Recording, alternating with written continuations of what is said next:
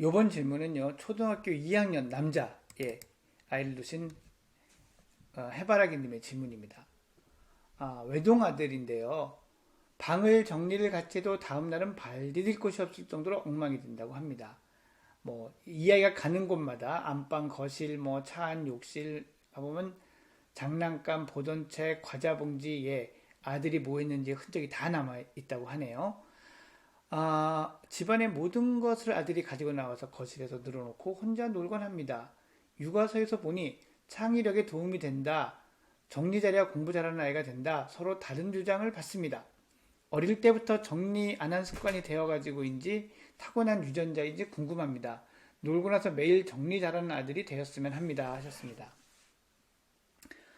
타고난 유전자인지 궁금한 거는 제가 말씀드릴 수 있는 부분이 아니고 부모님께서 스스로와 스스로의 유년 시절을 돌이켜 보시면 그러면은 좀 생각이 되시지 않을까라는 생각이 좀 들기는 합니다.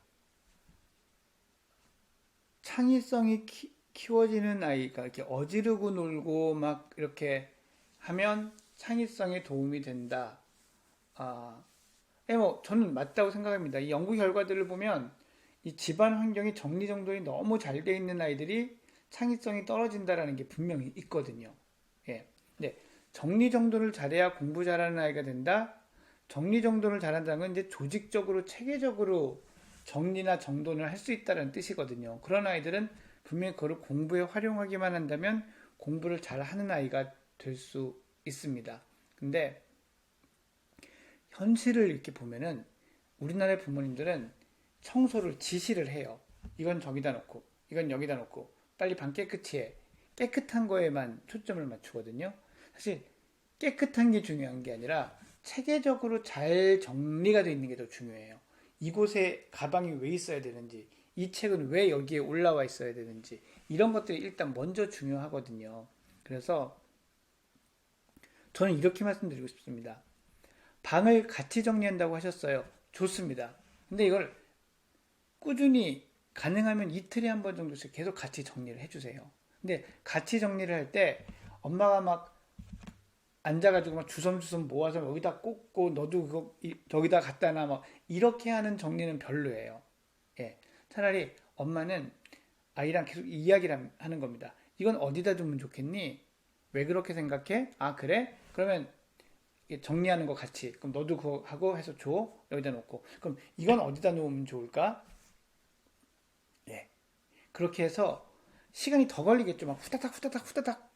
하지만 사실 외동이시라고 하셨잖아요. 그러니까 꼭 이런 것들에 너무 그 구애를 받아서 시간의 구애를 받아서 또 다른 아이도 있으니까 이렇게 생각하실 건 없잖아요. 그러니까 좀 충분한 시간을 가지고 그렇게 정리정돈한 절차를 밟았으면 좋겠고 정리정돈하다가 피곤하거나 시간이 다 돼서 다 정리정돈을 못했더라도 그 과정이 중요한 거니까 너무 스트레스 받지 않으셨으면 좋겠습니다.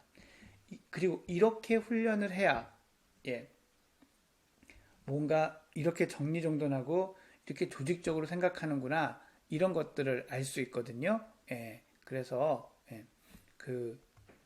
그런 방식으로 아이들을 정리하게 해주는 것 이런 게 진짜 정리정돈 교육이라는 것을 다시 한번 기억해 주셨으면 감사하겠습니다.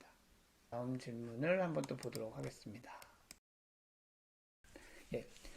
초3 남자 6세 여아 남매를 둔 엄마입니다 하셨습니다. 제가 초3인 아들 때문에 스트레스를 너무 많이 받고 있어서 조언을 바랍니다라고 하셨네요. 어머니가 평소에 잔소리가 많은 편이긴 하시다고 합니다. 이유가 입으로는 아이가 쉬지 않고 소리를 내며 말도 많고 손이든 손가락이든 가만히 놔두지 않고 계속 움직이고 손가락을 꺾고 소리를 내고 밥을 먹을 때도 흘리고 정리도 못하고 외투도 잊어버리고 안거적거나 잃어버리고 책을 읽어줄 때도 꼼지락거리고 가만히 듣지를 못해요 하셨습니다. 전부 다 고쳐야 되는 습관을 생각해서 잔소리를 계속하게 됩니다. 숙제, 씻기 등 본인이 알아서 하기보다는 얘기를 해야만 하니 이제는 화를 내게 됩니다. 이런 행동들 때문에 혹시 그 유명한 ADHD가 아닐까 걱정도 되었고요. 여름방학 이후로 친구 집에 가면서 게임 유튜브를 접하게 되었는데 그것 때문인지 욕 같은 것도 집에 와서 무슨 뜻이냐고 물어보고, 집에서는 욕이 나쁘다는 걸 아니까 안 쓰지만 밖에서는 사용한 적도 있더라고요. 이 사실을 알았을 때 좀 충격적이긴 했어요. 뭐 요새 애들의 인기 있는 브롤스타즈 게임에 빠져서 캐릭터 열쇠고리를 모으기도 하고 계속 친구 집에서 놀고 싶어 한답니다. 사실 저희 집에선 게임은 안 시켜주고 유튜브도 종이접기 만들기 위주의 것만 허용하고 있습니다. 그러니 친구 집에 당연히 가고 싶어 하겠네요. 저희 아이가 워낙 종이접기 만들기를 좋아해서 이것만 허용을 하게 되었습니다. 그런데 얼마 전 학교 선생님께서 1학기 때와 너무 다르게 변하고 있다고 하셨어요.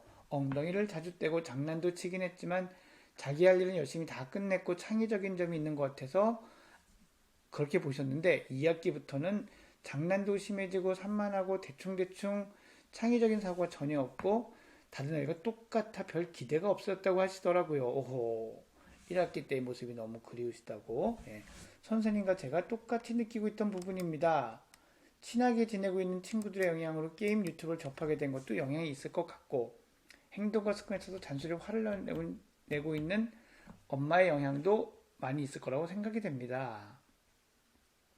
그런데 이제 내년에 4학년이 되니 교육적인 부분에 대해서도 신경이 많이 쓰인다고 하셨습니다. 예. 그 다니는 학교가 다른 학교에 비해서 공부에 좀 소홀한 것 같아서 걱정도 되고 스트레스가 많습니다. 라고 하고요. 아버지, 신랑은 이제 마음 좀 비우고 내려놓으라고 하는데 어디까지 내려놓는 게 맞는 건지 감이 오질 않습니다.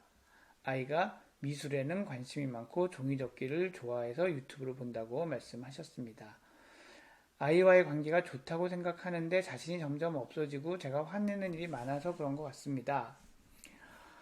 욱하지 않으려고 하는데 또 아이를 만나면 욱하게 되고 어떻게 하면 좋을까요? 하셨습니다. 육아 너무 어렵네요 하셨습니다. 진짜 어렵죠. 예, 이게 사실 쉽지 않습니다. 일단 앞쪽에서 쭉 써주신 얘기들은 정말 이 아이가 ADHD가 아닐까라는 그 의심이 무럭무럭 드는 그런 고민이거든요. 예, 전 충분히 사실은 이해가 되고 그런 고민도 하실 수 있겠다 싶은데 일단 하나 안 맞는 부분은 초등학교 2학년 아이가 좀 이런 모습을 보인다면은 학교에서 그냥 선생님이 엉덩이 자주 떼고 약간 뭐 부산하다 정도가 아니라 친구들하고도 트러블이 좀 많고 지시에 잘 안 따르고 모든 활동 같은데 어렵다라든지 뭐 이런 얘기들이 좀 더 있어야 되거든요. 그런데 그런 면이 없는 걸로 봐서는 아주 명확하지는 않은 것 같아요. 그래서 뭐 ADHD의 가능성은 한 50대 50 정도가 아닐까라는 생각이 좀 듭니다. 근데 이제 문제는 1학기 때 아이의 그 크리에이티브하고 막 그런 모습들이 2학기가 되니까 사라졌다. 근데 그게 과연 엄마의 잔소리 때문이냐? 유튜브나 게임을 접하면서 그래서 그런 거냐? 저는 둘 다일 거라고 당연히 생각을 하는데요. 이 게임 유튜브 친구들하고 게임하는 것과 게임 유튜브 접하는 거 저는 영향이 있다고 생각을 해요. 그러니까 이게 사실 어떻게 생각하면 사회화의 과정이기도 하긴 합니다. 뭐냐면 내가 막 재밌는 거를 느끼고 있었는데 애들은 이런 걸 안 재밌어 해요.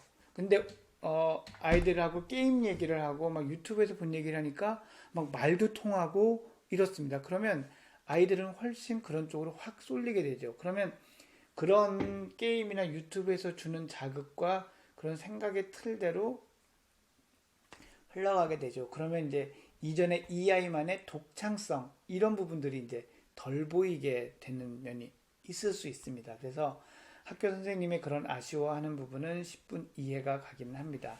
하지만 이거를 피하고 갈 수는 없어요. 그러니까 초등학교 2학년 아이인데 앞으로 게임과 게임 유튜브를 영원히 보지 마라. 불가능하거든요.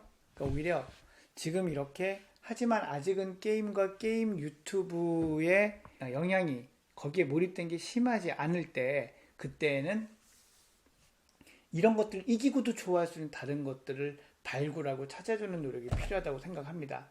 뭐 종이접기도 좋고 종이접기에서 더 확장된 다른 만들기도 좋고 이 아이가 계속 관심을 가질 만한 이때까지 해왔던 그런 영역에서 좀 더 찾아봐 주셨으면 좋겠어요. 예, 그리고 게임이나 유튜브의 어떤 그 시간이나 내용은 그 제한을, 예, 적당한 규칙을 주면서 제한을 하는 게 필요하고요. 근데 친구 집에 가면 안 되지 않느냐? 이게 이제 그 친구 어머니와의 허심탄회한 대화가 필요합니다. 이거 대단히 중요한 건데요. 그래서 우리 집에서의 룰대로 그 집에 가서도 좀 최대한 비슷하게 지킬 수 있게, 예, 뭐 이를테면 30분 하고 쉬는 규칙을 지킨다든지 뭐 이런 것들을 할 수 있게 좀 그 집 어머니들도 도와주셔야 되는 거예요. 그래서 어쩌면 그 집 아이는 더 많이 하지만, 예, 조금 왔을 때는 그거보다는 좀 줄여서 적당한 선에서 좀 이 중간점을 찾는다든지, 아니면 이 우리 집 아이의 규칙대로도 한번 오늘은 해준다든지 이런 것들이 필요하겠죠. 물론 저항은 큽니다. 어머니들끼리 그런 얘기를 하시는 것도 좀 어렵고, 아이들이 자기랑 노는 거 애들이 안 좋아한다고 싫어할 수도 있습니다만, 좀 그렇게 대화를 하시면서 서로 비슷한 어떤 가이드라인을 가지고 또 서로 이렇게 같이 아이를 키운다는 관점에서, 예, 이야기를 하는 것, 이런 것들이 좀 필요할 것 같습니다. 4학년 됐는데 학교에서 학습량이 많지 않다. 그러니 내가 집에서 막 수학도 좀 하고 숙제도 한글도 시키고 해야 되지 않느냐? 저는 반대예요. 그, 이, 그런 이 단순한 기술을, 스킬을 요하는 거는 아직까지 얘가 지금 할 때는 아니라고 생각하거든요. 이제 4학년 된다고 해도요. 예. 뭐 저는 남자이라면 이거 5학년 정도는 맞춰야 이제 말도 좀 들어먹고 무슨 말인지 알 것 같다고 생각을 해요. 그보다는 얘가 자칫하다가 수학 학습지 재미없어, 국어 뭐 땡땡 나라 재미없어, 뭐 이런 거가 더 안 좋다고 생각을 해요. 그리고 게다가 학교에서 그런 거를 요구하는 것도 아니면 학교에서 아이를 교육하는 것을 얘가 충분히 잘 흡수할 수 있게 도와주는 것, 그것이 더 먼저라고 생각을 합니다. 그러니 불안해하지 마시고 이제 3학년 마친다고 생각하면 4학년, 5학년까지는, 예, 학교에서의 방침, 오히려 학교 숙제를 충실하게 하게 도와주세요. 그게 더 좋을 수 있을 것 같아요. 예, 그리고 유튜브나 게임은 규칙을 만들어서, 예, 적절히 제한을 하셔야 되고, 가능하면 얘가 집에서 유튜브나 게임을 한동안 어머님이 보고 계셔야 됩니다. 아버님이 보고 계셔야 돼요. 그냥 너 이거 해 하고 설거지하고 청소하고 빨래하는 게 사실 스마트폰을 아이한테 쓰게 하는 가장 안 좋은 방법 중에 하나입니다. 현실적으로 그게 쉽지 않은 건 아니지만 어머니께서 자주 들락날락 하시면서 보신다든지, 하여튼 얘가 이거 볼 때 신경 곤두 쓰셔야 됩니다. 예, 맡겨놓고 보다간 막 게임 하다 광고로 빠지기도 하고 딴 데로 빠지기도 하고, 예, 여러 가지 문제들이 많이 생겨요. 그러니 현실적으로, 예, 그런 부분들을 좀 조심하셔야 될 것 같습니다.